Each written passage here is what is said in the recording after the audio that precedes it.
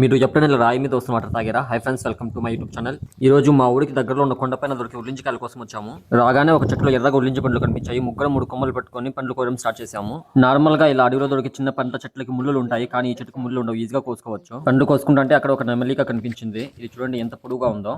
ఇంకా దానిని తీసుకుని మళ్ళీ కాయలు కోయడం స్టార్ట్ చేసాము. కోసిన కాయలను కవర్లో వేసుకోకుండా నోట్లోకి వేసేస్తున్నా.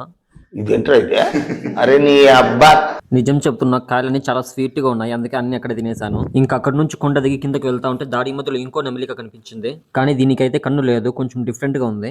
మేమైతే వాటర్ ని క్యారీ చేయలేదు, దాహంగా ఉందని చెప్పి ఇలా రాయి మీద వస్తున్న వాటర్ ని తాగేశాడు. ఏం మాట్లాడుతున్నావురా? నరాలు కట్ అయిపోయింది. కిందకి రాగానే ఈ ఫ్లవర్ కనిపించింది, దీని పేరు మీకు తెలిస్తే కామెంట్ చేయండి. పుట్ట దగ్గర పాము ఉంటే చూసుకొని పాల పండ్ల చెట్టు దగ్గరకు వచ్చాము. వీటిని బూడిద పండ్లు అని కూడా అంటారు. ఈ చెట్టుకు ఈ ముళ్ళు ఎక్కువగా ఉంటాయి. ఇవి చూడడానికి సేమ్ బ్లూబెర్రీ లాగా ఉంటాయి. ఆ చెట్టు పక్కనే ఇంకో ఉల్లించే పండ్ల చెట్టు కనిపించింది. కొన్ని కాయలు కోసుకొని తింటూ ఇంటికి వచ్చేసాము. వీడియో ఎలా అనిపించిందో కామెంట్ చేయండి. మరిన్ని వీడియోస్ కోసం ఛానల్ ని సబ్స్క్రైబ్ చేసుకోండి.